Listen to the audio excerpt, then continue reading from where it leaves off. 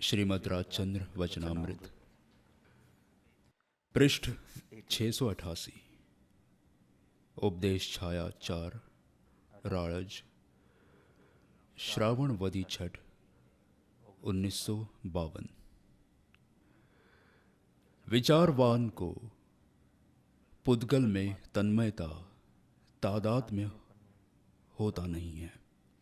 अज्ञानी पौद्गलिक संयोग के हर्ष का पत्र पढ़े तो उसका चेहरा प्रसन्न दिखाई देता है और भय का पत्र आता है तो उदास हो जाता है। सर्प देखकर आत्मवृत्ति में भय का हेतु हो तब तादात्म्य कहा जाता है। तन्मयता होती है उसे ही हर्ष शोक होता है। निमित्त है वो अपना कार्य किए बिना नहीं रहता। मिथ्या दृष्टि को बीच में साक्षी नहीं है। देह और आत्मा दोनों भिन्न हैं, ऐसा ज्ञानी को भेद हुआ है। ज्ञानी को बीच में साक्षी है। ज्ञान जागृति हो तो ज्ञान के वेग से जो जो निमित्त मिले उन सबको पीछे मोड़ सकते हैं। जीव जब विभाव परिणाम में रहता है उस समय कर्म बांधता है और स्वभाव परिणाम में रहता है उस समय कर्म नहीं बांधता। इस तरह संक्षेप में परमार्थ कहा है, परंतु जीव नहीं समझता, इसलिए विस्तार करना पड़ा है, जिससे बड़े शास्त्रों की रचना हुई है।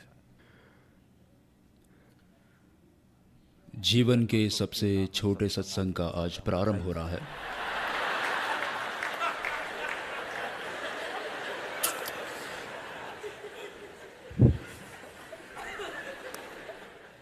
जीवन चाहे छोटा हो, शॉर्ट हो, छोटा हो, परंतु अगर निश्चय बड़ा हो तो जीवन विराट बन जाता है, जीवन शाश्वत बन जाता है। चाहे जीवन बूंद के समान हो,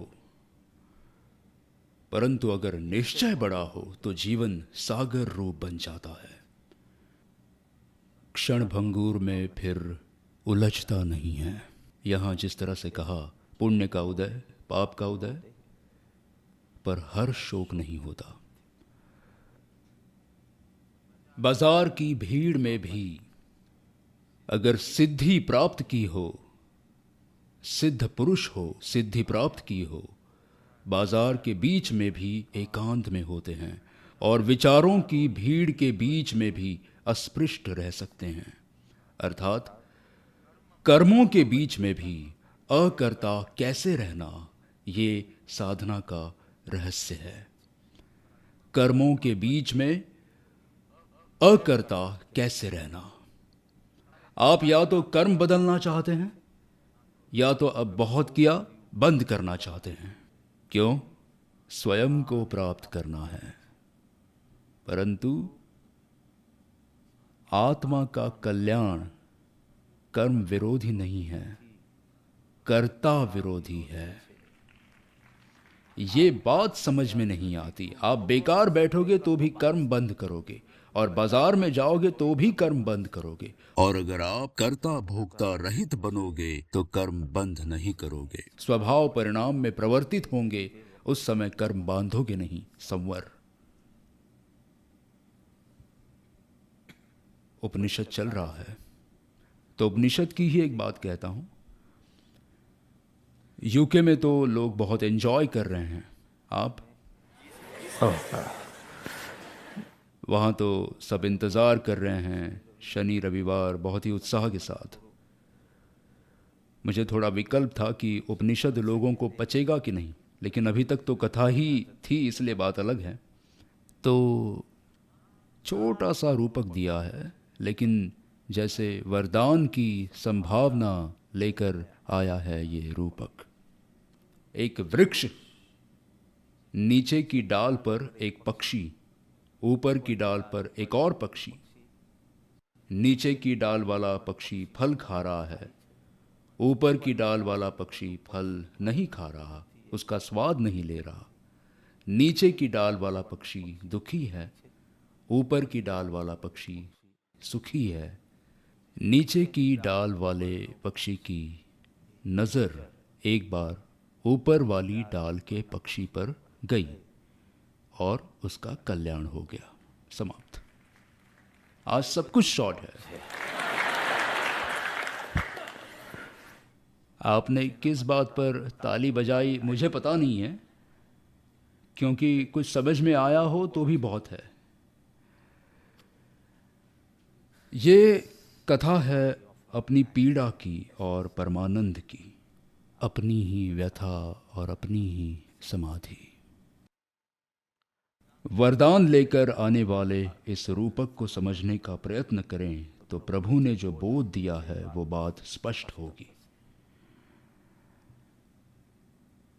आप बहुत थक गए हो, जेट लैग है, आप सो रहे हो बिस्तर पर, आपको एक सपना आता है, उसमें एक घना जंगल है, डेंस फॉरेस्ट, उसमें आप खो गए हैं, आप शोर मचा रहे हैं लेकिन कोई सुन नहीं रहा, आपको भूख लगी है लेकिन आपको कुछ मिल नहीं रहा, आपको प्यास लगी है लेकिन पानी की एक बूंद भी नहीं दिख रही है, कोई झरना नहीं है, कोई नदी नहीं है, कुछ नहीं है।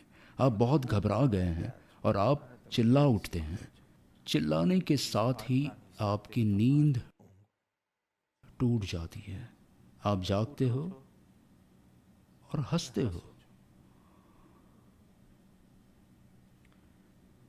मेरा प्रश्न है कि स्वप्न यदि मिथ्या है तो इतना ज्यादा सत्य क्यों लगता है, इतनी हद तक कि आप रोने लगते हो, आंसू आते हैं, आप चिल्लाएं, आप रोए, आपको डर लगा, आपने उन भावनाओं को महसूस किया। अगर स्वप्न मिथ्या है तो फिर आप में इतनी गहरी भावनाएं कैसे उत्पन्न हुई? और जो उत्तर ज्ञानी देते हैं, स्वप्न में तुम जागृत नहीं हो, इसलिए तुम ये भूल गए हो कि तुम बिस्तर पर ही सोए हुए हो और स्वप्न को सिर्फ देख रहे हो। इतना ही तुम भूल गए हो, इसलिए तुम दुखी हुए हो। हजारों बार सुना होगा, आज कुछ क्लिक हो तो अच्छा है। बस इतना ही तुम भूल गए हो कि तुम बिस्तर पर सोए हुए हो और तुम सिर्फ दर्शक हो। इतना तुम भूल गए, इसलिए रो रहे थे स्वप्न अवस्था में, दुखी थे। अब जागृत अवस्था में भी तुम जागृत नहीं रहते तो नींद में क्या अपेक्षा रखूं कि तुम बिस्तर में हो। बस इतना ही बोध हो जाता कि मैं बिस्तर पर सोया हूं और स्वप्न का सिर्फ दर्शक हूं, बस इतना ही याद आ जाता तो ना भूखा रहना पड़ता, ना प्यासा रहना पड़ता, ना चिल्लाना पड़ता, ना दुखी होना पड़ता, ना रोना पड़ता। और इतना ही भूल गए, उस वजह से दुखी दुखी दुखी हो गए। और इसीलिए तो शंकराचार्य जी ने जगत को माया कहा है। जो नहीं है वो जानने में आता है और जो है उसे नहीं जानते। कर्ता मतलब क्या? जो कुछ भी हो रहा है मैंने किया है, मुझसे हुआ है, ऐसा भाव। आसपास जो है वो पुद्गल मेरा है, पुद्गल में जो हो रहा है वो मुझ में हो रहा है। इतनी मिथ्या दृष्टि जो प्रभु कह रहे हैं। पुद्गल में जो हो रहा है, फिर चाहे पुद्गल में शरीर हो, पुद्गल में जो हो रहा है, इतना ही याद रखो। अगर इसकी भी परीक्षा हो तो इतना ही लिखना, पुद्गल में जो हो रहा है वो मुझ में हो रहा है। ये मिथ्या दृष्टि सर्व दुख का कारण है। भूख लगती है, भूख लगती है, भूख लगती है। मुझे तो लगी है, मेरा तो डिनर टाइम है अभी। तो भूख लगती है, सही है, पर भूख शरीर को लगती है, आत्मा को नहीं लग सकती। आत्मा का स्वरूप ही ऐसा है कि उसे भूख नहीं लग सकती। भूख शरीर को लगती है, परंतु शरीर और आत्मा इतने नजदीक हैं। नजदीक मतलब एक ही आकाश प्रदेश पर दोनों हैं। ये पुद्गल में शरीर और आत्मा। नजदीक मतलब इतना नजदीक, इन दोनों को भी इतने नजदीक नहीं कह सकते, क्योंकि दो अलग आकाश प्रदेश पर हैं। कल्पना करो तुम उस पर बैठे हो, इतना नजदीक, इतने नजदीक है कि यहां कहा वैसे तादात्म्यपन हो गया है, मानो जैसे दोनों एक ही हैं अथवा दो हैं ही नहीं। इसलिए अब शरीर को लगी हो या जिसे भी, आप हमेशा कह सकते हो कि मुझे लगी है, क्योंकि अब शरीर और आत्मा भिन्न अनुभव ही नहीं होते।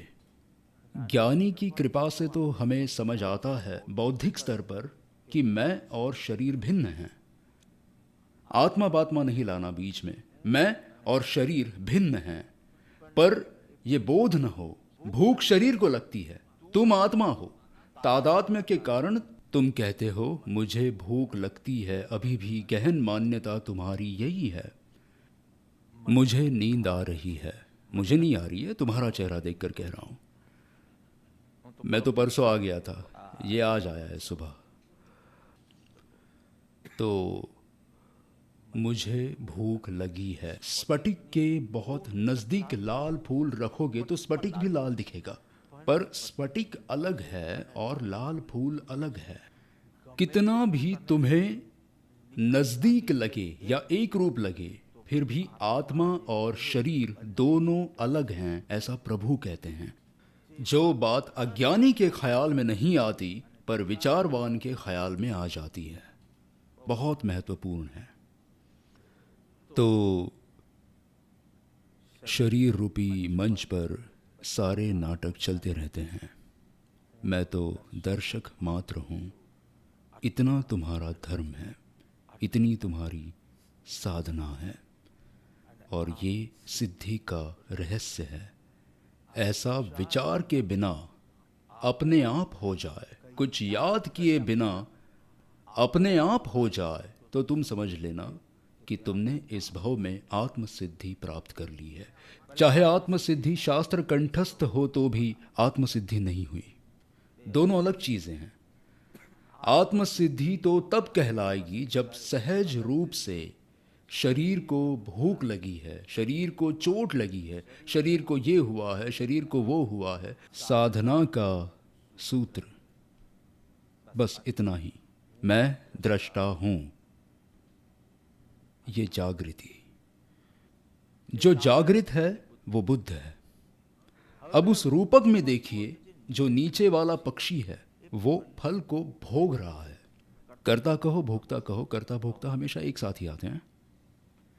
मैं करूं और स्वाद लूं, ये उसकी मान्यता, इस पहलू पर, इस स्तर पर वो जीता है कि जो पास में है वो मेरा है और मैं उसे भोग कर सुखी हो जाऊं। परंतु भगवान का वचन है, पश्चात दुख ते सुख नहीं। जो संयोगिक है वो सुख का आभास ही उत्पन्न कर सकता है, वो वास्तविक सुख नहीं है। यहां तो केवल इतना कहा, पश्चात दुख ते सुख नहीं। आगे चलकर पूछेंगे वो अल्प सुख भी सुख है या सुख का आभास है। उस वक्त की आपकी व्याख्या, उस वक्त की आपकी धारणा, उस वक्त के आपके रवैये के कारण आपको सुख लगा है। ये तो पेरिस रहकर आया 3-4 दिन, तो तुम्हें शायद वहां इडली डोसा नहीं मिले होंगे, ऐसा सब नहीं मिला होगा। मुझे पता है तुम सरवाना भवन में गए थे, मैं तुम पर निगरानी रख रहा हूं, पर कुछ भी नहीं मिला तब लगता है एक डोसा मिल जाए तो बस। इंडिया सिर्फ उसके लिए आना है, फिर वापस तुरंत पेरिस चले जाना है। तो उस वक्त की तुम्हारी भूख के समय की तुम्हारी धारणा, तुम्हारी व्याख्या, तुम्हारा रवैया, शायद फिर जो मिला हो वो तुमने खा लिया हो और अभी पेट भरा हुआ है। एक सादा डोसा खाना है तो तुम कहोगे अभी थेपला खाकर आया हूं। भाई साहब सुबह आए, शाम को उठे, ऊपर थेपला खाने आए और फिर सत्संग में आए। तो थेपला तुमने अच्छे से दबाया हो, अब वो डोसा कितना सुखरूप है। तो कहोगे बाबा प्रसादी हो तो मतलब मुझे फिर बोलना होगा कि ये प्रसादी है, ये प्रसादी नहीं है। दो हिस्से हैं कि एक मित्रता से दे रहा हूँ या प्रसादी दे रहा हूँ। मेरी समझ में नहीं आता है ये, पर आपको समझ में आता है तो ठीक है। तो उस वक्त की व्याख्या, उस वक्त की धारणा, उस वक्त का रवैया और बाद में वही भाव ना रहता हो तो उसे आभास कहना सुख नहीं। तो पश्चात दुख वो सुख नहीं, पर जो सुख है वो भी वास्तव में सुख है। प्रश्न ही पूछा है 16 वर्ष की उम्र में। प्रश्न, लक्ष्मी और अधिकार बढ़ने से क्या बढ़ा वो तो बताओ। आपको लगता है ये उत्तर है या प्रश्न है? प्रश्न भी है और उत्तर भी है प्रश्न चिन्ह, पर आप जब गाते हो तब आपको उत्तर मिल रहा है ऐसा लगता है। ये दैवत है प्रभु का। लक्ष्मी और अधिकार के घटने से क्या घटा वो तो कहो। सब सिर तो हिला रहे हैं, परंतु जरा सी लक्ष्मी कम हो जाए तो मुंह इतना छोटा हो जाता है। मतलब सुना है बुद्धिगम्य भी लगा है, फिर भी अभी कुछ भाषण के स्तर पर नहीं है। अभी और ऐसे 1000-2000 सत्संग तुम करना पहले। 2000 सत्संग। अभी अभी कोई वीडियो वहाँ दिखाया था तो मैं कितने 17,000 घंटों तक मैं बोला हूँ, कुछ ऐसे कहा था। मैंने कहा क्या मैं पागल हूँ? मैं बैठा था उस सभा में, या मैं पागलों के सामने बोल रहा हूँ? क्योंकि 17,000 घंटे बोलने के बाद भी अगर आपको समझ में नहीं आता कि ये पुद्गल में हो रहा है, तुम में नहीं, अब मुझे कितनी आशा रखनी चाहिए और आपको कितनी आशा रखनी चाहिए, विचार करना। 17 के 34,000 भी ले लूं, आयुष्य रहा तो 34,000 घंटों तक बोलूं, पर आप तो समझने का नाम ही नहीं ले रहे।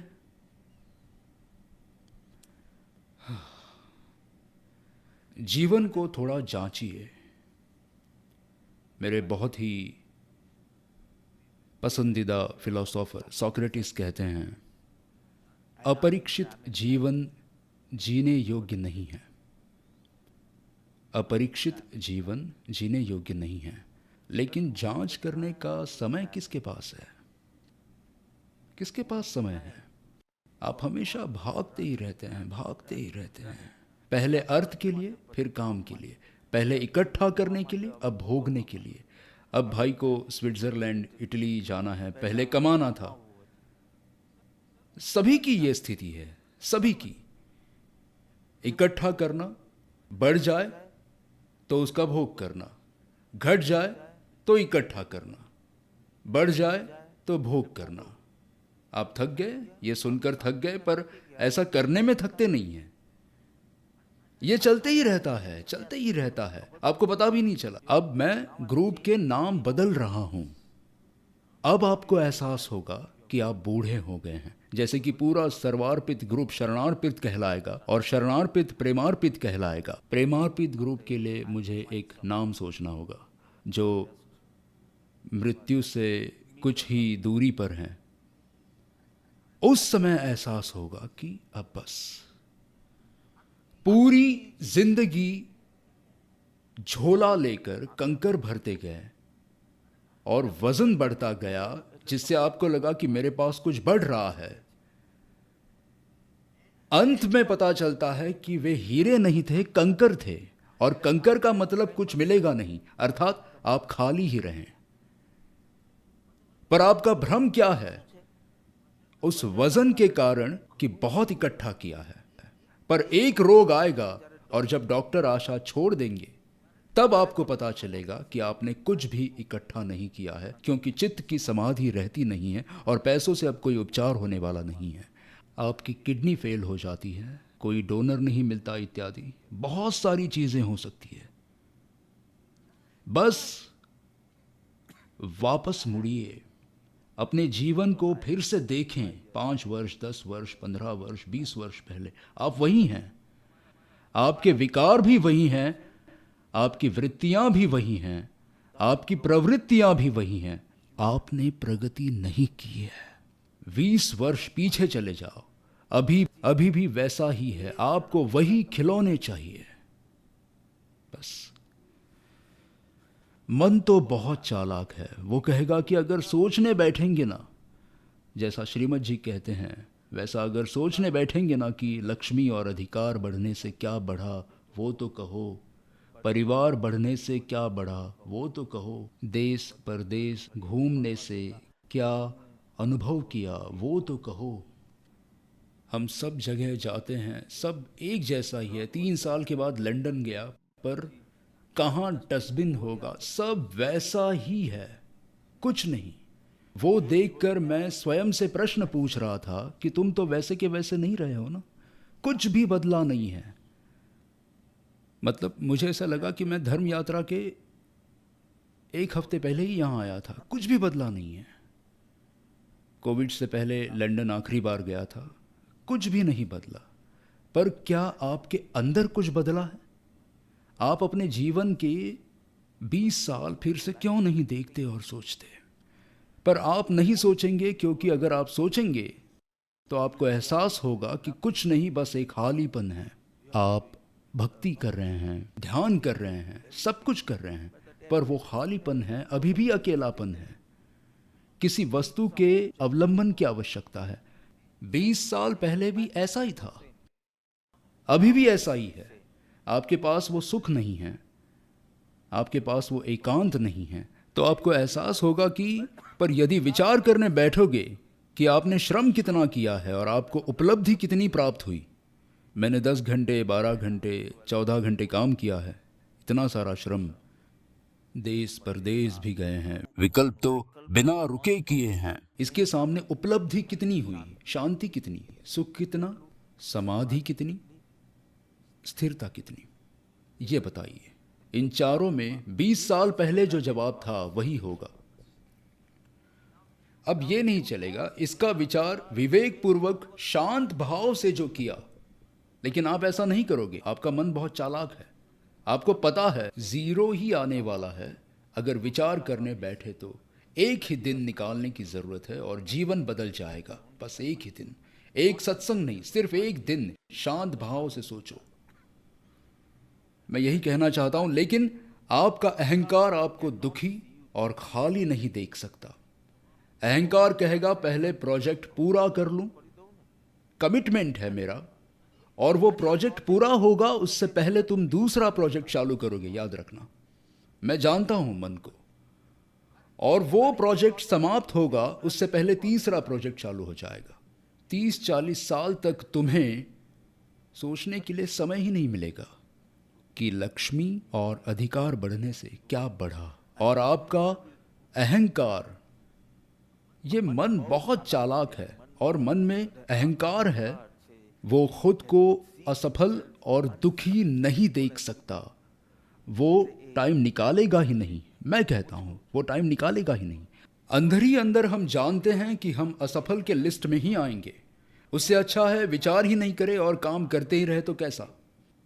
और ऑप्शन तो है ही, अब सेवा का काम कर लेंगे, सोचने का टाइम ही नहीं रखना है, क्योंकि विचार करने का टाइम रखेंगे तो क्रांति आ जाएगी हमारे जीवन में। क्रांति आएगी तो भ्रांति टूटेगी, और भ्रांति टूटेगी तो शांति आएगी हमारे जीवन में। शांति चाहिए, लेकिन ये क्रांति नहीं चाहिए। तूफान तो लाना ही पड़ेगा, तूफान तो लाना ही पड़ेगा। मन उसकी चालाकी करता है, लेकिन यदि आप निरीक्षण करेंगे, चेक करेंगे, आपका सब श्रम, आपकी सब उपलब्धि, आपको महसूस होगा कि आपको फौरन कुछ करने की जरूरत है। 15 मिनट का पौने घंटे तक भले पहुंचे ध्यान में, पौने घंटे का 4 घंटे तक भले पहुंचे, लेकिन संकल्प विकल्प नॉन स्टॉप चलता है। प्लानिंग मोड, मैं इस पर मेडिटेशन कराने वाला हूं कि how to drop your planning mode, विशेष रूप से हम जैसे लोगों के लिए, जिनका एक प्रोग्राम के बाद दूसरा प्रोग्राम प्लानिंग मोड में ही रहना होता है। 5 मिनट भी मिलें तो कुछ प्लानिंग कर लें, लेकिन नहीं, हम कैसे रह सकते हैं ये बोध हमें सिखाएगा।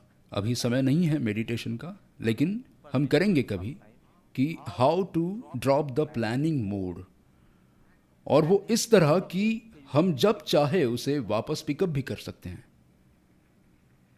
मैं त्याग करने, कुचल देने, नष्ट करने, फेंकने को नहीं कह रहा, सिर्फ उसको रखो। अभी मेरे पास समय नहीं है घड़ी देखने का, इसलिए मैंने ऐसे रख दिया है। फिर से मुझे देखना होगा तो मैं देख लूंगा, पर अभी नहीं। कोशिश करके देखो, स्वयं का निरीक्षण करते रहो। उससे क्या होगा? नीचे की डाल का जो पक्षी है, दुखी दुखी है बेचारा, फल मिल रहा है फिर भी दुखी है, क्योंकि ये उम्मीद का पूरा पैकेज है, चिंता, तनाव, सब कुछ। उसकी दृष्टि ऊपर जाती है। ऊपर का पक्षी उसके जैसा ही है, लेकिन कितना शांत है, कितना स्थिर है, कितना सुखी है, ये देखता है। उसे कोई फरमाइश नहीं है, कोई फरियाद नहीं है, फप कोई फरमाइश भी नहीं है और कोई फरियाद भी नहीं है। इसे कितनी सारी फरमाइशें हैं और ना मिले तो फरियाद भी है। वो ऊपर के पक्षी को देखता है तो उसे कोई कंपन ही नहीं है, क्योंकि उसे कोई कामना ही नहीं है, कोई भय नहीं है, कोई स्पृहा नहीं है। इसी वृक्ष पर रहता है, जरा ऊपर की डाल पर है। उसके आसपास भी वही चीजें हैं जो मेरे आसपास हैं, फिर भी वहां कोई कंपन नहीं है। उसने गर्दन थोड़ी ऊंची की तो विचार करने लगा। तुम्हारी दृष्टि थोड़ी ऊपर करोगे, ऐसे भी जी सकते हैं, ऐसा विचार करोगे।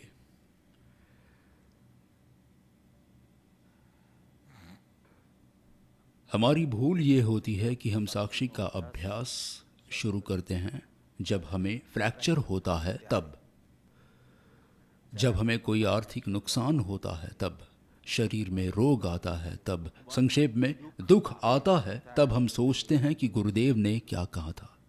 गुरुदेव राकेश जी ने क्या कहा था कि साक्षी भाव में रहना, सिर्फ देखते रहना, और तुम असफल ही रहोगे, क्योंकि तुम्हारी शुरुआत ही गलत है। ज्ञानियों ने परामर्श दिया है कि सुख के समय में साक्षी का अभ्यास शुरू करना, मतलब संक्षेप में पुण्योदय जब हो, तुम्हारा इच्छित सब हो रहा हो, तब अचानक ये जागृति लाकर उसके भोक्ता मत बनो, थोड़ा अलग होकर उसके दृष्टा बनो, बस सुख के समय में। अरे प्रभु, इतनी मेहनत से तो मुश्किल से ये मिली है। कौन सी गाड़ी पीयूष भाई? लैम्बोर्गिनी। चलो, अलग अलग देश में अलग अलग बोलते होंगे, ऐसा मैं मानता हूं। तो इतनी मेहनत करके इसकी प्राप्ति हुई, अब आप कह रहे हो कि उसके भोक्ता मत बनो, उसके दृष्टा बनो। सिर्फ संसार नहीं, ध्यान में भी कितने दिन से ध्यान करते हुए आज ऐसी शांत संवेदनाएं हो रही हैं। ऐसा कुछ भोगना नहीं, दृष्टा रहना। अब आप 20 साल से ध्यान करते हो और एक भी दिन शांति का अनुभव ना किया हो, आज वो शांति की एक झलक मिली है, तुम्हें क्या करना होगा?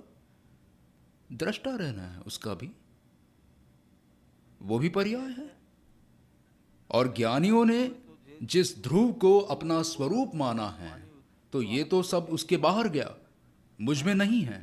मैं तो बदलाव से रिक्त शाश्वत स्वरूप हूं, इसलिए उसका भी दृष्टा। मतलब संसार में भी कितनी मेहनत करके कुछ उपलब्धि मिली, या साधना करके कितने समय के बाद कुछ भाव उत्पन्न हुए, भाव उपलब्धि मिली। ये उपलब्धि मिलने के साथ ही तुम्हें ऊपर वाले पक्षी को देखना है कि उसके पास भी फल थे, पर वो दर्शक ही रहा। तो थोड़ा मन हिचकिचाएगा कि उसके बदले मैं दुख में शुरू करूंगा ना, ऐसे नहीं होगा। तुम अभी भोक्ता बनना शुरू करो, शुभ में, पुण्य के उदय में, और उसमें तुम थोड़े थोड़े अलग रह पाए, वो बहुत तकलीफ नहीं देगा। तो कभी शायद दुख आएगा ही नहीं, या कष्ट के रूप में दुख आए, कष्ट आए, तो भी उसमें तुम सहजता से साक्षी रह सकोगे, क्योंकि थोड़ी भी खिड़की खुल पाई तो फिर पूरी खिड़की खुलने की संभावना है। बंद हो और जंग लग गई हो तो तुम कहोगे अब जैसा है वैसा रहने दो।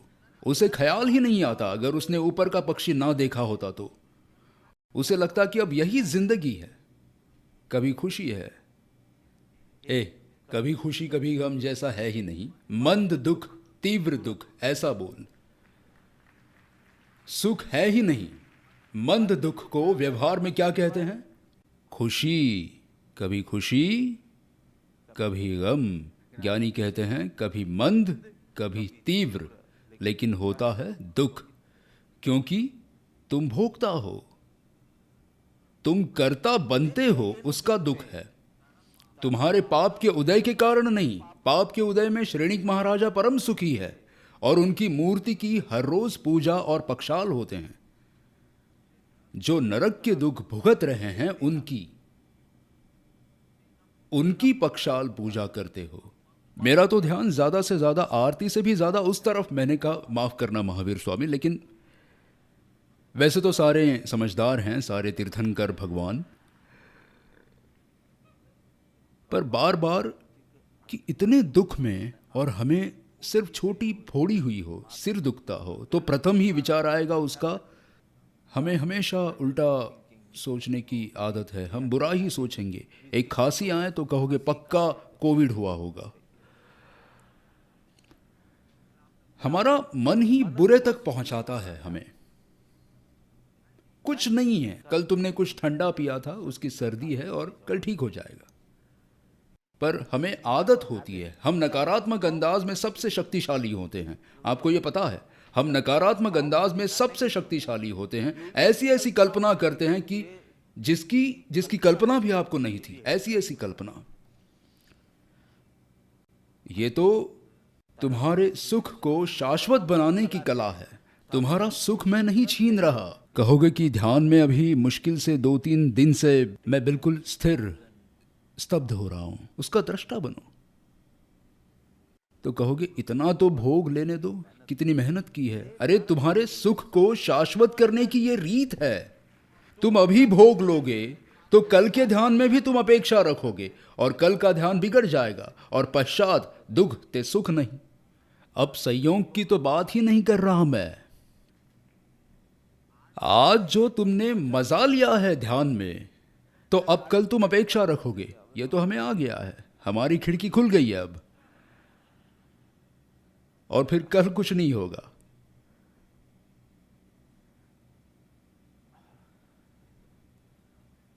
तुम्हारे सुख को शाश्वत बनाने के लिए प्रभु ने यह कला सिखाई है कि तुम दृष्टा रहना, मात्र दृष्टा। पकड़ने जाओगे तो दुख का कारण अपनाओगे, दृष्टा रहोगे तो सुख का कारण अपनाओगे। जरा सी तुम्हारी गर्दन ऊपर करो, तुम्हारी दृष्टि ऊपर करो, और वो पक्षी क्यों सुखी है, वो क्या करता है कि जिस कारण वो सुखी है, इसका विचार करना। कर्म मत देखना। नहीं तो कहोगे कि हाँ मैं तो आम नहीं खा रहा और वो तो आम खा रहा है। कर्म मत देखना, वहां भोगता है या साक्षी है, भोगता है या साक्षी है। और उसे थोड़ा थोड़ा धक्का, प्रभु ने ऐसा धक्का मारा है इस बोध में तो कि हमें लगता है कि इतना सरल है तो चूकने लायक नहीं है इस भव में। नजर ऊपर करो। तुम्हारी भूल ये है कि तुम दुख में शुरू करते हो।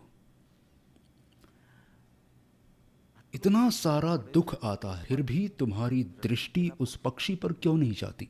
ये दो पक्षी हैं ना, वास्तव में दो पहलू हैं, दो दृष्टि हैं। एक समय पर अज्ञानी के वृक्ष पर एक ही पक्षी होता है, नीचे की डाल वाला। ज्ञानी के वृक्ष पर एक ही पक्षी होता है, साक्षी वाला। संसार रूपी वृक्ष पर दो पक्षी होते हैं। यह दिखाने का हेतु है कि जब संसार का संपूर्ण स्वरूप देखें तो कोई भोक्ता रूप जीता है, कोई साक्षी रूप जीता है, परंतु ज्ञानी के पास एक ही है। उनके पास दो पक्षी नहीं है, और अज्ञानी के पास भी एक ही है। परंतु संसार रूपी वृक्ष पर, मतलब प्रभु गुरु का अवलंबन ले लेकर वे सुखी किस तरह थे? ऐसा संग्रहणी का दर्द था, फिर भी सुखी कैसे थे? ऐसे कुटुंब कबीले के बीच में रहकर भी सुखी कैसे थे? शरीर की तकलीफ आई या कोई और तकलीफ आई, इन सब के बावजूद किस तरह, और ऐसा साक्षात सरस्वती जैसा बिरुद मिलता है, और फिर भी सुखी कैसे थे? इस सम्मान के कारण, या फिर भीतर जो साक्षित्व साध लिया था उसके कारण? थोड़ी थोड़ी गर्दन ऊपर करते रहो। हमारी तकलीफ यह है कि हम दुख में भी साक्षित्व का अभ्यास नहीं करते। सुख में तो करने ही नहीं वाले हैं, भोग ही लेने वाले हैं। आप लंदन में साक्षी रहोगे या भोगता? क्या करोगे बताओ? तो कहोगे बापा साक्षी रहना होता तो मुंबई में नहीं रहते। देख लेना, आप दुखी होने वाले हो, और दुखी होंगे तब आप मुझे फोन कर सकते हैं, और फिर तुरंत मैं बुला लूंगा। फोन आएगा तो मतलब मुझे फोन करो उसकी मंजूरी है, लेकिन मुझे फोन करोगे तो अगले ही दिन आपको हमेशा के लिए इंडिया आ जाना होगा। दुख में भी बहुत निवेश है हमारा, दुख में भी रुचि आती है। एक बहन थी, उनका पति जुआरी और शराबी था। कुछ पैसे कमाने की तो बात नहीं, बस मारपीट करना, गालियां देना, बस यही काम। उनकी बेटी थी, वो अपंग थी, बिस्तर पर ही थी। उसको नहलाना, उसको खिलाना, उनको सब कुछ करना पड़ता था। कितना दुख। पति कुछ कमाता नहीं था तो घर की पूरी आर्थिक जिम्मेदारी बहन के ऊपर थी, और ऊपर से मारपीट करें वो तो अलग। मतलब सुख तो कुछ मिलता ही नहीं था। बेटी अपंग थी तो उसका सब कुछ करना पड़ता था। इसलिए बेचारी जब भी आती थी तब यही बात करती थी, जायज है पर आंखों में चमक थी। क्योंकि जब पति श्रेष्ठ होता है तब पत्नी साधारण बन जाती है, पर जब पति साधारण होता है होशियारी वगैरह में, तब पत्नी श्रेष्ठ बन जाती है। तुम्हारी आंखें बंद ना हो जाए, ध्यान रखना। ऐसे ऐसे जिस तरह से तुम देख रहे हो,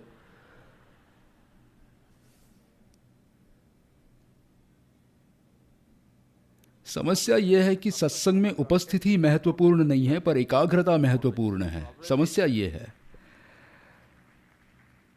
आसपास बैठे हुए लोगों को मैं आज्ञा देता हूं कि हर 1-2 मिनट में एक एक चिमटी भरना उसे। 1-2 मिनट, 1-2 मिनट।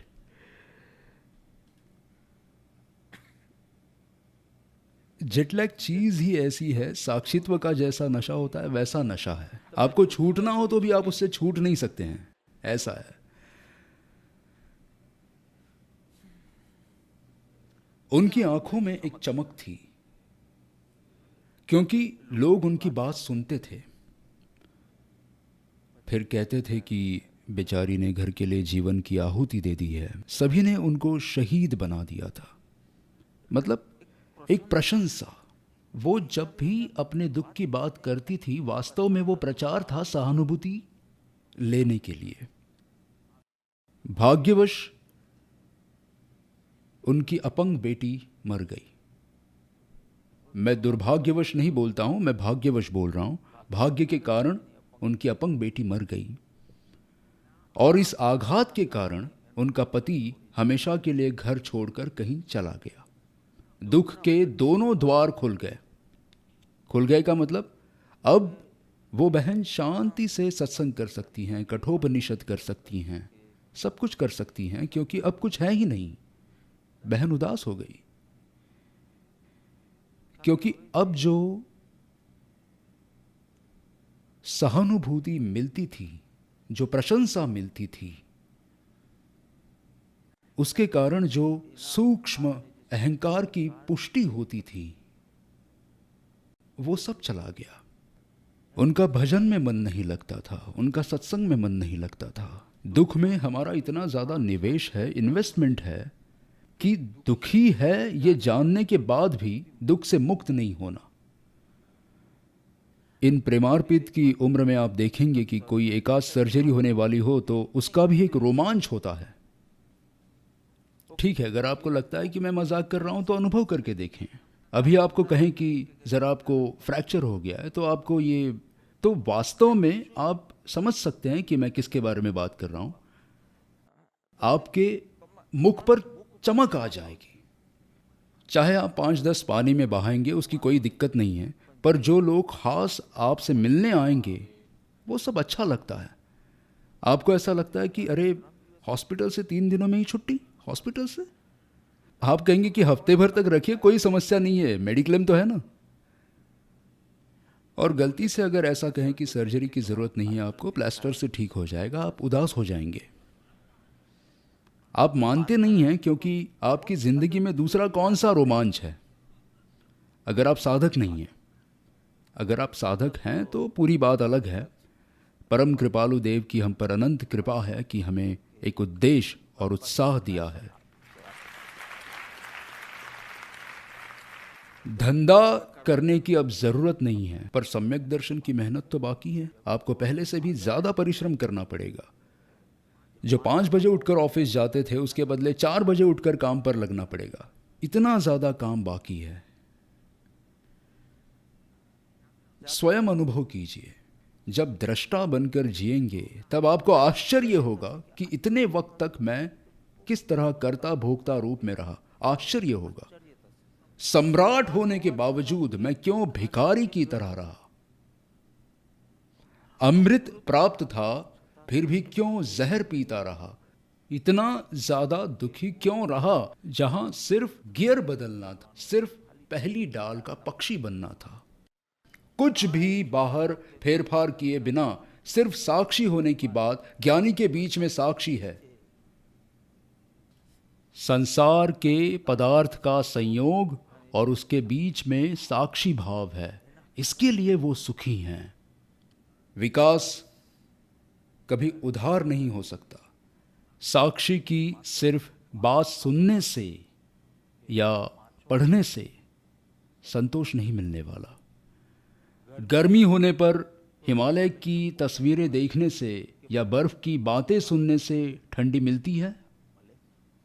कागज कागज है, बातें बातें हैं, ठंडी ठंडी है। फिर से बोलना, कागज कागज है, बातें बातें हैं। इसलिए आपको बहुत तकलीफ होगी। आपकी तकलीफ एक गधे के दृष्टांत से समझाता हूं, वरना तो अभी समाप्त होने का समय आ जाएगा। एक गधा पुण्य नगरी धर्म नगरी काशी का, दुर्भाग्य से आसपास सारे पंडित ही होते हैं और गधे को भी पंडित बनने का शौक हुआ। बुद्धि अल्प थी लेकिन स्मृति बहुत अच्छी थी। स्मृति मतलब याद शक्ति उसकी बहुत अच्छी थी, लेकिन बुद्धि तो कम थी, इसलिए गधा था। खूब शास्त्र उसने कंठस्थ किए। हर सत्संग में जाता था। काशी में तो आप हर रोज अलग जगह सत्संग करने जाओ तो आयुष्य पूरा हो तब तक जगह रिपीट नहीं होगी, इतनी जगह हैं। खूब सत्संग किए, शास्त्र कंठस्थ किए और एकदम विद्वान गधा बन गया। जात नहीं बदली थी इसलिए गधा ही रहता है, लेकिन विद्वान गधा। काशी में भांग का चलन अच्छा खासा है, भांग का। इसलिए उसने भांग के विषय में सुना था। भांग के बाद कैसी मस्ती चढ़ती है उसके बारे में सुना था। फिर भांग में कैसे दुनिया को भूल जाते हैं, आँख खुली होती है फिर भी हम भूल जाते हैं। यह अनुभव कुछ अलग ही अनुभव है, शराब भांग का अनुभव। नींद में आपको जगत ना दिखे, न महसूस हो, न समझ सको, वो अलग बात है। लेकिन सब चल रहा हो और किक लगे, ऐसा आखिर है तो गधा ही अंत में।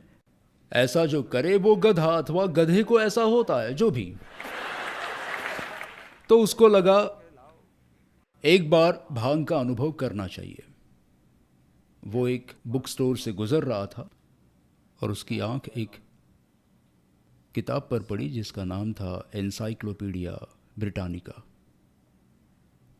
उसने पन्ने पलटे और भांग का पौधा कैसा होता है उसका चित्र देखा, उसके बारे में थोड़ा पढ़ा और अब उसको लगा कि भांग का एक बार तो अनुभव करना ही चाहिए।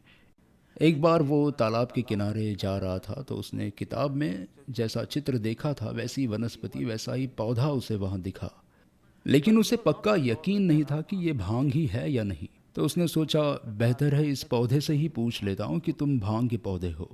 अब वो जो पौधा था वो वास्तव में भांग का नहीं था, उसके जैसा ही था, लेकिन पौधे को आज तक इतना सम्मान ही नहीं मिला था। आप भांग के पौधे हो, ऐसे उसके साथ कभी किसी ने बात ही नहीं की थी। इतना प्रेम, इतना सम्मान, मतलब आप लोग समझो, कोई थोड़ा मान दे दे तो पागल मत हो जाना, नहीं तो इस काशी के गधे जैसी स्थिति हो जाएगी आपकी। उस पौधे ने भी हाँ कह दिया, क्योंकि उसको अपना मान और प्यार बहुत पसंद आया जो उस पर बरस रहा था, इसलिए उसने हाँ कह दिया। जैसे उसने हाँ कहा, पूरा का पूरा पौधा उसने खा लिया, गधे ने। पर अब वो भांग का नहीं था, तो नशा कैसे होगा?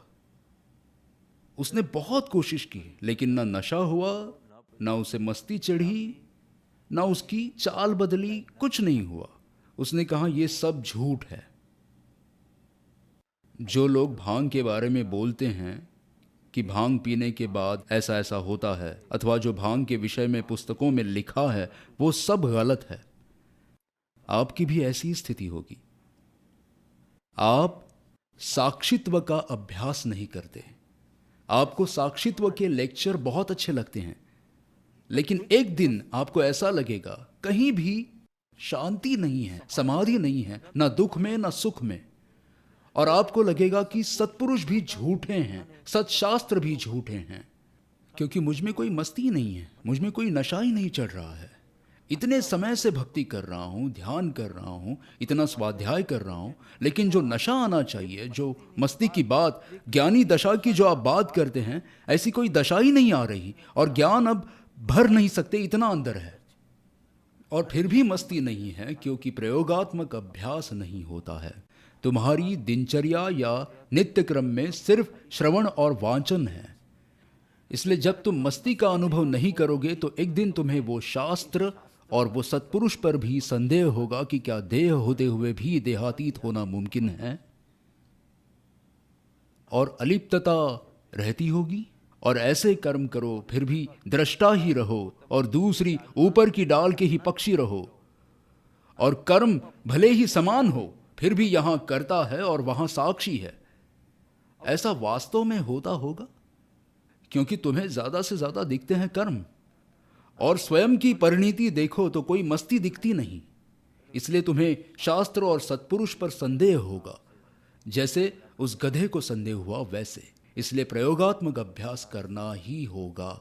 ये उपनिषद का रूपक तुम्हें समझा रहा हूं ना, वो भी डरते डरते समझा रहा हूं, क्योंकि आप घंटा सवा घंटा जो मुझे दोगे, उसमें बात तुम्हें बैठ जाएगी, बुद्धिगम्य लगेगी, और तुम वहां अटक जाओगे।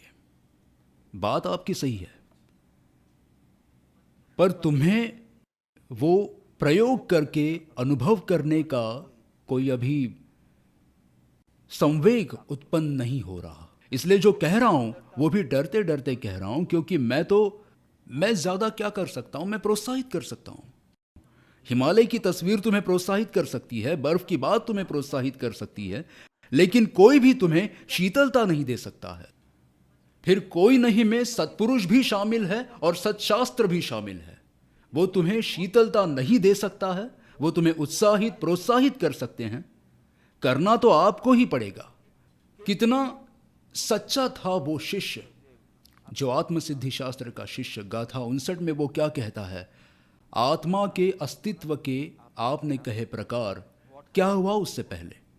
संभव उसका होता है अंतर से विचार करने से। मैं विचार करूं तो मुझे वो संभवित लगता है। ओ, अभी भी उसे अपने गुरु पर संदेह है?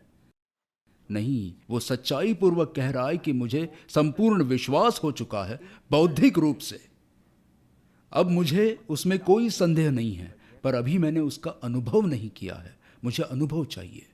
तब तक मैं नहीं कहूंगा कि मैंने उसे संपूर्णतः समझ लिया है। मैं शब्द का उपयोग करूंगा, संभव।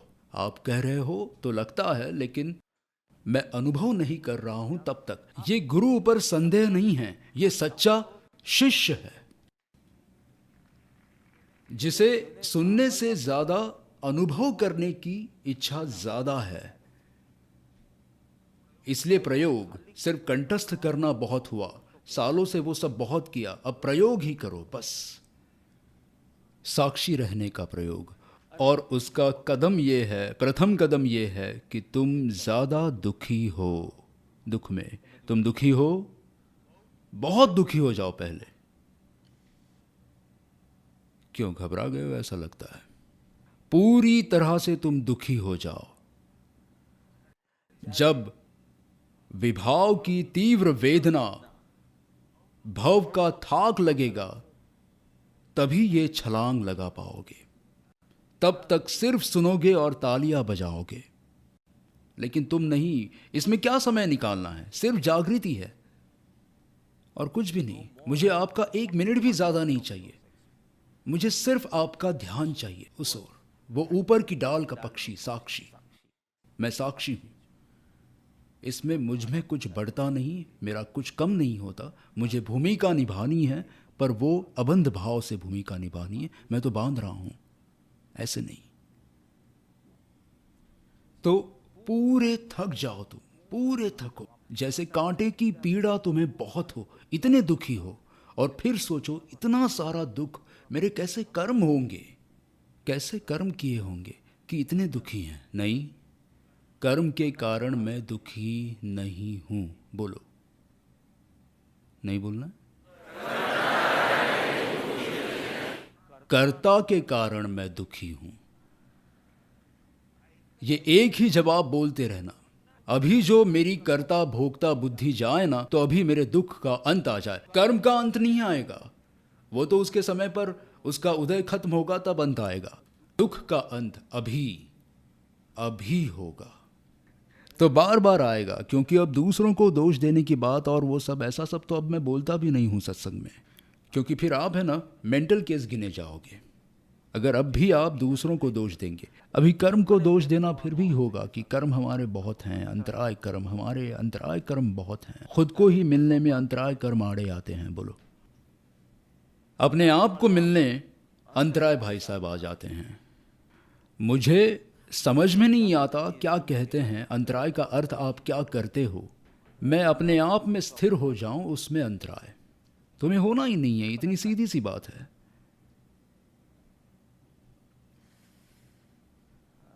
कर्म के कारण नहीं, कर्ता के कारण, ये समझ लो और जागृत रहो। जागृत रहो, सतत जागृत। हाँ, आपके संस्कार खींचेंगे वापस। जिस चीज के लिए रागात्मक या द्वेषात्मक संस्कार अधिक डाले होंगे, वो घटना जब बनेगी तब तुम्हारे संस्कार तुरंत खींच लेंगे और फिर से तुम भोक्ता बन जाओ, करता भोक्ता करता भोक्ता। और तब तुरंत ही वो, अरे वो पतंग नीचे चली जाए तो क्या करना चाहिए दागा जी?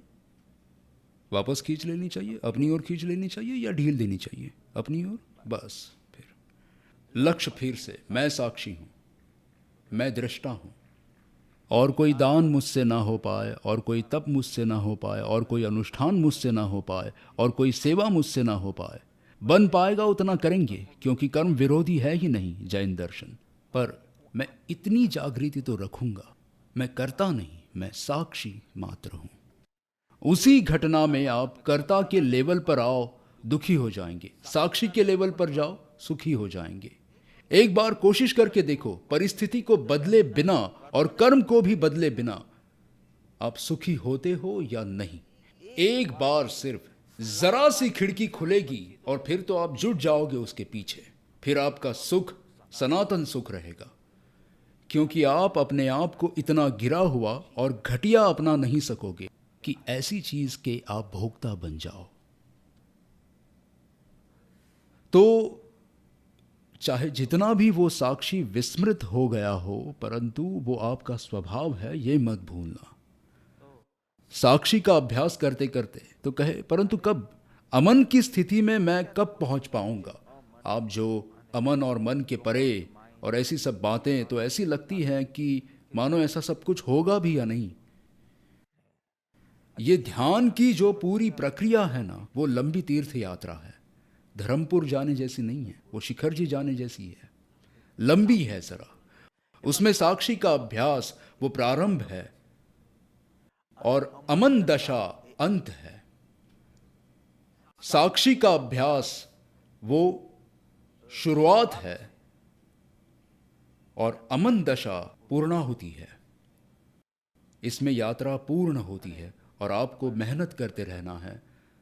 आपने साक्षी का बीज जब आपने ध्यान दीक्षा ली तब आपने साक्षी का बीज खुद में बोया है। अंकुरम दीक्षा ली तब। बस इसे रोज पानी देते रहना और प्रतीक्षा करना। करना जो था आपने कर लिया, बीज को बोना। अब आप यूं ही कुछ बाहर नहीं खींच सकते, मुझे फूल चाहिए, मुझे फूल चाहिए। फिर आप नहीं, फिर सब अबुद्धिपूर्वक का है। तुम सिर्फ साक्षी का बीज बो दो, फिर उसका अभ्यास जारी रखो, अंकुरित होगा। फिर अधैर्य मत रखना। प्रतीक्षा की जरूरत तो पड़ेगी, लेकिन वेटिंग, प्रतीक्षा मतलब वेटिंग, परंतु श्रद्धा के साथ प्रतीक्षा कि वसंत ऋतु आएगा और फूल खिलेंगे। किसी धन्य पल में विचार शून्यता का अनुभव होगा। अभी मैं विचार का दृष्टा हूं, परंतु विचारों की भीड़ है। उसमें मैं विचारों का दृष्टा हूं, परंतु कोई धन्य पल आएगा जिसमें मैं विचार शून्यता, अमन दशा प्राप्त होगी। कोई विचार नहीं, परंतु प्रतीक्षा श्रद्धा पूर्वक करनी होगी। और आपके हाथ में क्या है? साक्षी का अभ्यास। आपके हाथ में क्या नहीं है? अमन दशा। आप पूरा खींच भी लोगे ना तो भी फूल नहीं आएंगे, अपने समय पर ही फूल आएंगे। इसलिए आप अमन दशा के लिए कुछ मत करना प्लीज। आप केवल साक्षी के अभ्यास को सघन बनाना, सतत बनाना, गहन बनाना, हर क्रिया में, ऐसे कि नींद में भी आप अपने शरीर को मानो देख रहे हो सोया हुआ। इस तरह, इस कदर आप साक्षी भाव पुष्ट करना।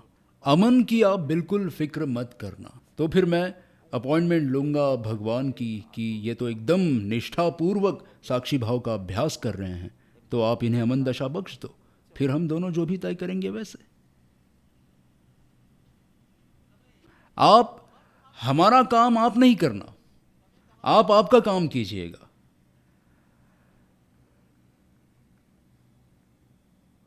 एक व्यक्ति कहता है कि बाबा क्या करें, ध्यान में इतने ज़्यादा विचार आते हैं। बुरे विचार तो कम, फालतू विचार ज़्यादा आते हैं। तो का क्या मतलब? ध्यान में कुछ नहीं हो रहा है क्योंकि विचार विचार विचार विचार। मुझे ऐसा लगा कि ये दृश्य बंद होंगे तो उसके साथ विचार भी बंद होंगे, इसलिए आंख बंद की, पर भीड़ बढ़ गई। आंख खुली है तब राहत है, अभी कम विचार हैं। और आंख बंद करता हूं तो जबरदस्त ऐसे कतार कतार, कतार एयरवेज की बात नहीं कर रहा हूं, कतार पंक्ति, लाइन, विचारों की कतार। मतलब आप जानते हैं कि 5 मिनट के बाद मैं ये विचार करूंगा इस तरह से। इसका कोई अर्थ है? इसका कोई अर्थ नहीं है। मैं जानता हूं कि यह अर्थहीन है, लेकिन आपका दिमाग इसी तरह काम करता है। आपको पता होता है कि 3 मिनट के बाद आप ये विचार करेंगे। इस तरह सिर्फ कतार में अनुशासन हो तो फिर भी ठीक है, पर धक्का मुक्की, यहां कोई धक्का मुक्की नहीं है। विचार, अभी तो हम ये विचार करते हैं, उसमें दूसरा विचार आ जाता है कि पहले मुझे लो, मेरी प्राथमिकता है विचारों में। आपके साथ ऐसा होता है धक्का मुक्की विचारों की?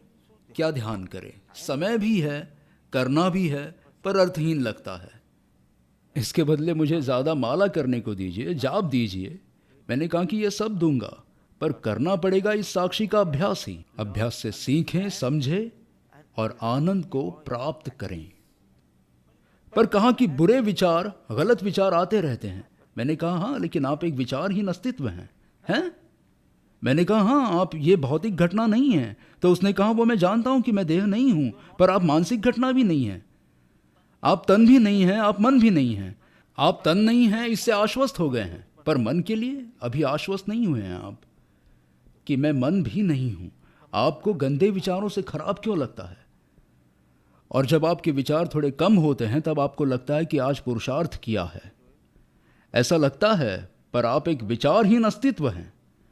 जो अस्तित्व ये विचार करता है वो आप हैं ही नहीं। अब जिस अवस्था में हैं उसके बावजूद, दुखद अवस्था, खराब अवस्था या सुखी अवस्था, आप एक शुद्ध आत्मा हैं। स्क्रीन किस रंग की होती है? सफेद। मैं एलईडी की बात नहीं कर रहा हूं। किस रंग की स्क्रीन होती है? सफेद। उसके ऊपर मोरक्को की वीडियो थी और वो पीले रंग का रेतीला रेगिस्तान, पथरीला और रेतीला दोनों रेगिस्तान, पीला रंग का।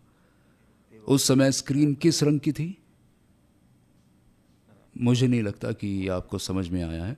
पूरी स्क्रीन में रेगिस्तान का सीन था जो कि पीले रंग का था। तो उस समय स्क्रीन का रंग क्या था? अरे ठीक है, चलिए, आप मुझे समझ नहीं रहे हैं। लंदन स्पिरिचुअल सेंटर में अंतिम उद्घोष था और अचानक मैंने घोषणा की कि मैं रात के बजाय कल सुबह निकल रहा हूं। मैं मंगलवार की रात को फ्लाइट लेने वाला था, लेकिन सोमवार के दिन मैंने कहा कि मुझे कुछ कारणों से निकलना पड़ेगा और मैं कार से पेरिस जा रहा हूं और फिर वहां से रात की फ़्लाइट ले लूँगा। तो मैंने अपनी एयरलाइन बदल दी, पेरिस से मस्कत, मस्कत से मुंबई, सब कुछ मिल गया। पैसे उतने ही थे, ज़्यादा देने का हमारा रिवाज ही नहीं है। हमारी अच्छी फ़्लाइट थी, उसे कैंसिल करवा दी और सस्ती फ़्लाइट बुक की और उसमें पूरा अंतर ठीक कर दिया।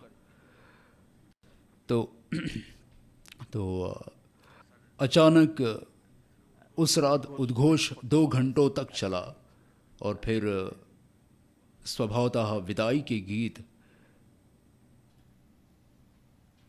सब कुछ लाल रंग में था, आपने देखा ना, सब कुछ लाल रंग में था। तो स्क्रीन में लाल रंग का सीन था। तो उस समय स्क्रीन का रंग क्या था?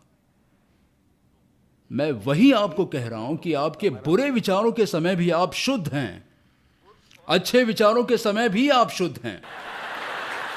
तो मैं कह रहा हूं, आप किस पर ध्यान दे रहे हैं, फिल्म पर या स्क्रीन पर? मैं बस इतना ही कह रहा हूं कि आप वो शुद्ध स्क्रीन है, फिर आप अपने बुरे विचारों की इतनी लंबी कहानी क्यों सुना रहे हैं? क्योंकि आपसे मैंने पूछा ही नहीं कि फिल्म कैसी थी, मैंने पूछा कि आपकी स्क्रीन कैसी थी।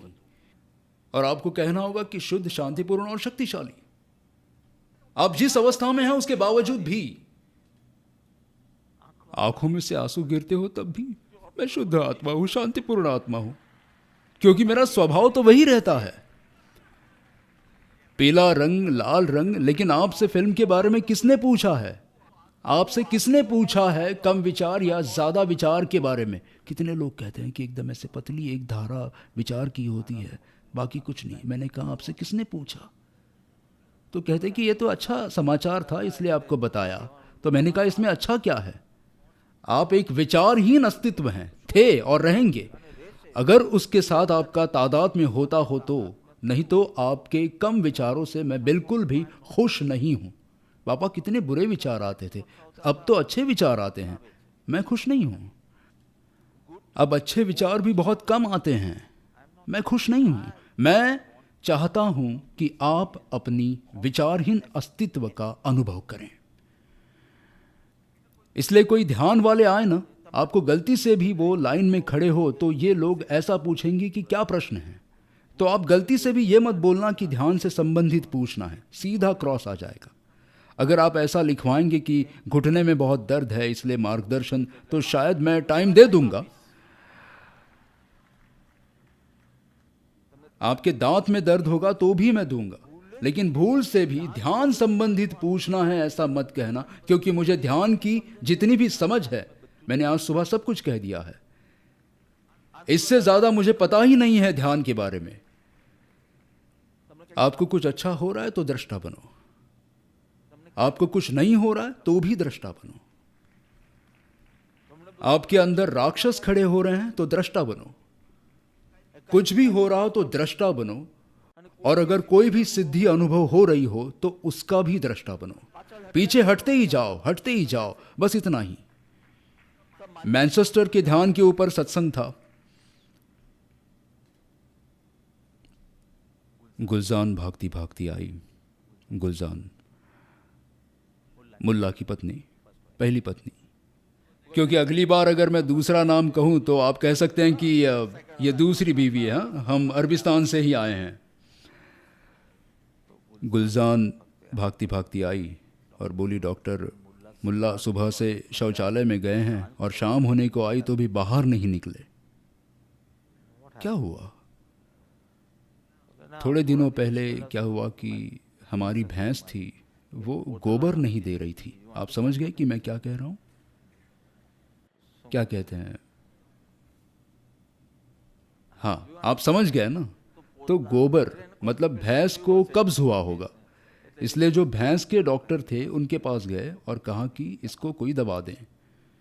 डॉक्टर बोला, मुल्ला ये है, उसका भैंस के साथ क्या संबंध? तो उसने कहा कि उन्होंने पहले तो दवा दी और कहा कि वो सीधे उसके पेट में जानी चाहिए, लेकिन भैंस ऐसे जाने थोड़ी देगी। यानी कि तुम एक बड़ा पाइप रखना, एक छोर भैंस के मुंह में और दूसरा अपने मुंह में, और जोर से फूंक मार के सब दवाई एक साथ उसके पेट में जाए, ऐसे तुम करना।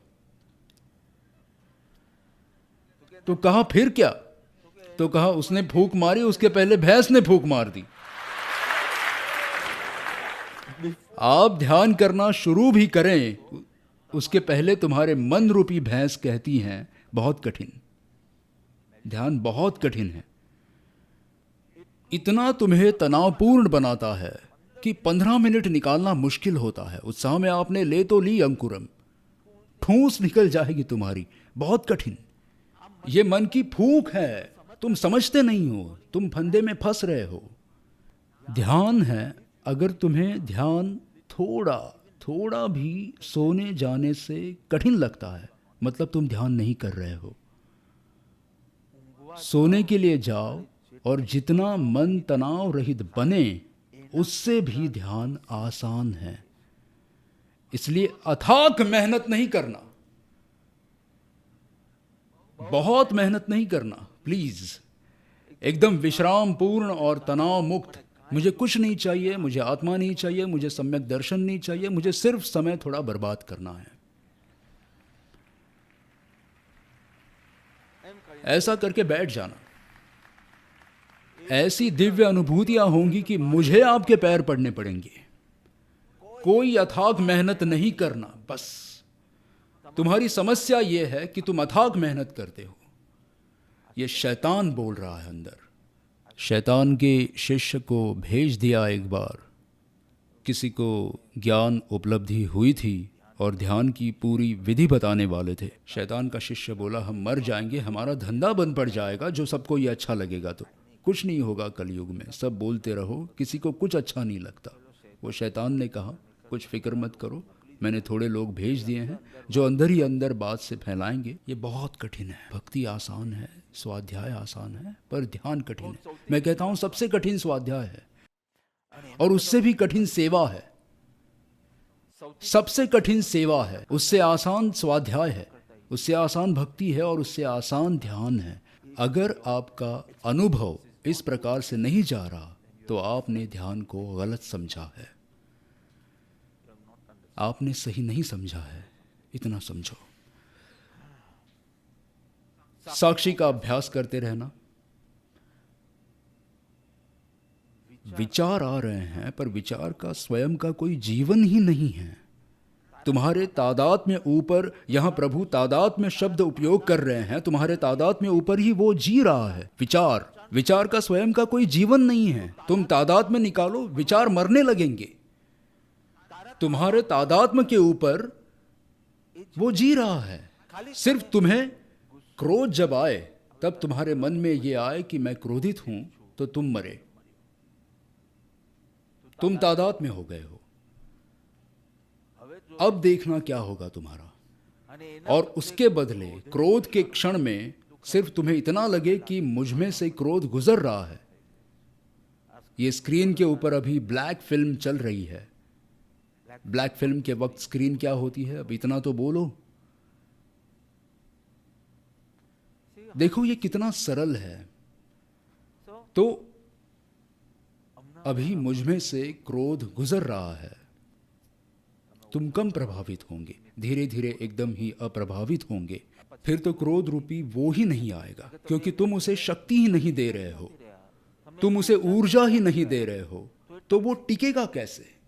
तुम सिर्फ दृष्टा बनो। अभी विश्लेषण कुछ नहीं करो, अभी रोना नहीं, पश्चाताप नहीं करना, कुछ नहीं, सिर्फ दृष्टा बनो, फिर सब हम संभाल लेंगे। तुम करता थे, उसका फल भुगत रहे हो, अब फल भुगतते वक्त फिर से कर्ता बन रहे हो। ये जंजीर तुम्हें तोड़नी ही पड़ेगी अब, और ये श्रेष्ठ समय है इसे करने के लिए।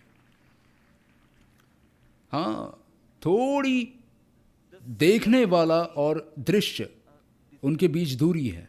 भले कितना ही पास में हो, फिर भी उनके बीच दूरी है, वे एक नहीं हैं, देखने वाला और दृश्य। इसलिए तुम क्रोध के दर्शक बनो, तब एक कुछ लोगों को सेल्फी का बहुत शौक होता है ना, ये संजू है, शेड को भी बहुत शौक है, ऐसे कहीं भी सीधे फोटो निकालता है। मुझे पता नहीं है, कुछ लोग स्वयं को ज़्यादा प्यार करते हैं दूसरों के बजाय, ऐसे बस सेल्फी निकालते हैं। सेल्फी तुम यहाँ रख कर निकाल सकते हो, क्या होगा? बटन आएगा, सिर्फ बटन का फोटो आएगा। उसके लिए भी थोड़ी दूरी रखो तो स्पष्ट आएगा, बस थोड़ी दूरी रखो। मैं दूसरे व्यक्ति और वस्तु की बात नहीं कर रहा, विचार की बात कर रहा हूं। थोड़ी दूरी रखो और फिर देखो वो कैसे मरने लगता है। कसौटी ही ये है कि धक्का मुक्की कम होगी, विचारों के बीच अंतराल पड़ने लगेगा और विकारों की तीव्रता अचानक ही कम होने लगेगी। जैसे 50-55 के होते ही शरीर की ताजगी में एक फ़र्क दिखता है, वैसे अचानक अब भी सब विकार हैं पर उनकी पूरी तीव्रता कम लगे। कि क्रोध आता है तो भी एक क्षण में चला जाता है, तीव्रता नहीं है। अब वासना उत्पन्न होती है, तुरंत ही बेकार व्यर्थ अंदर से ही आता है और वो चली जाती है। तुलना आती है और तुरंत बोगस। अचानक कुछ हो रहा है क्योंकि तुम एक दूरी बना रहे हो। आपको ऐसे नहीं पता चलेगा, परंतु साक्षी की कसौटी ये है, विचारों के बीच में अंतराल आएगा और विकारों की तीव्रता घटती जाएगी और आपको बहुत संशय उत्पन्न होंगे कि क्या मैं बीच में सो गया था, क्योंकि मैं याद भी नहीं कर पा रहा कि कौन से विचार चल रहे थे पिछले 5 मिनट में। परंतु ऐसा होता है, धीरे धीरे धीरे इतना अंतर आएगा कि इस विचार और इस विचार के बीच 48 मिनट का अंतर, और वो आपकी अमन दशा है। तो गंगा जब हिमालय से उतरती है तब सागर क्या है ये भी उसको पता नहीं होता, परंतु उसका स्वभाव है कि नीचे की ओर ढलना, इसलिए नीचे की ओर ढलती जाती है और एक दिन सागर को मिलती है। बस इसी तरह बिल्कुल उल्टा है। तुम साक्षी का अभ्यास करते जाओ। अभी तुम्हें अमन क्या है वो भी पता नहीं है, पर तुम करते जाना साक्षी का अभ्यास। एक दिन अमन के शिखर पर तुम पहुंच जाओगे, सबसे अंतिम शिखर तक। अमन अवस्था मतलब क्या है? अमन, एक बार आप मन के पार चले जाते हो तब क्या होता है? क्या आप कल्पना भी कर सकते हो क्या होता होगा? मेरे पास 5 मिनट हैं इसके बारे में थोड़ा बहुत बताने के लिए। यह एक बहुत सुंदर अनुभव है, क्योंकि अमन दशा में मन नष्ट नहीं हो जाता। अमन दशा बोलते हैं, उसमें मन नष्ट नहीं हो जाता, उसे एक तरफ रख दिया जाता है। चप्पल वप्पल पहनते हो या नहीं कभी आप? दिखाओ। तो कहते हैं अभी एक तरफ रख दिए हैं, अब हम, अगर आप छोड़ेंगे तो जाएंगे जल्दी। 5 मिनट इधर उधर अब चलता है।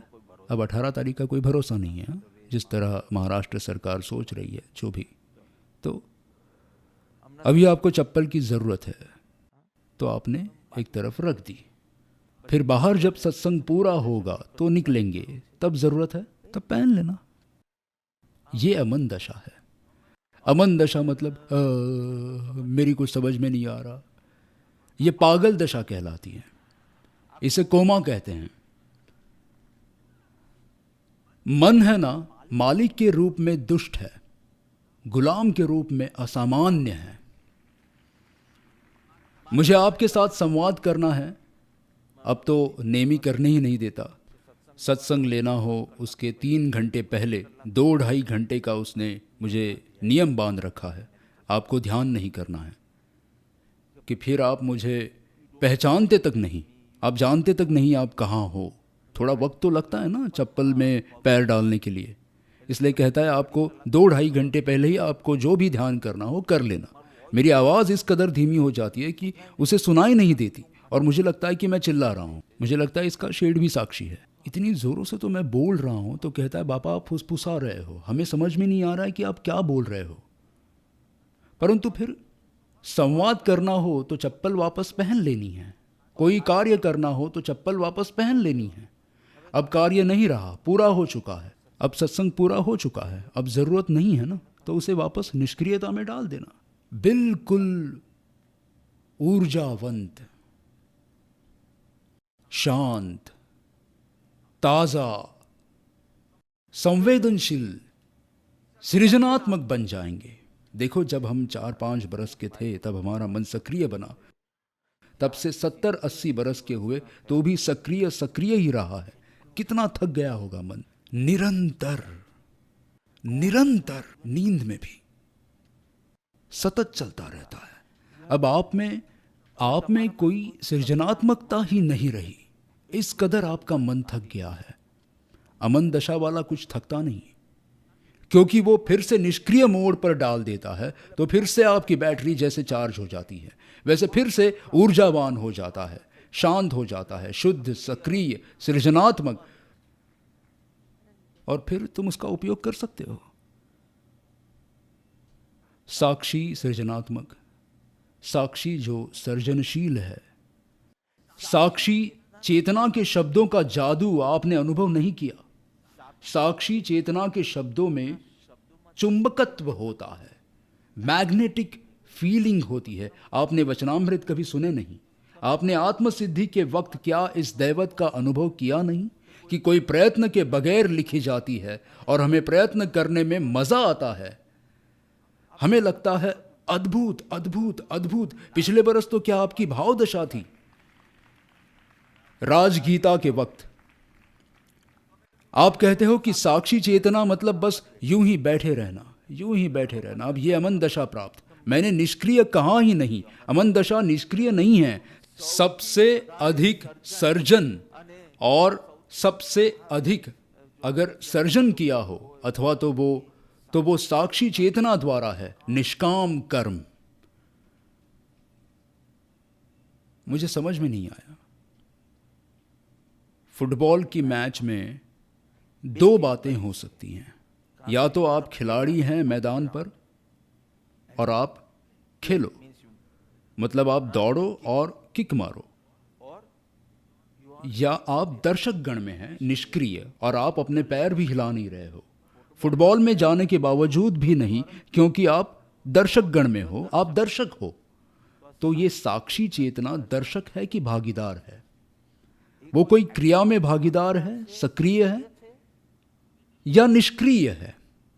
अब 10 बजे आपने ये प्रश्न पूछा, ये गलत किया, तो वो अब फिर परावर्तना में विस्तार से समझाऊंगा।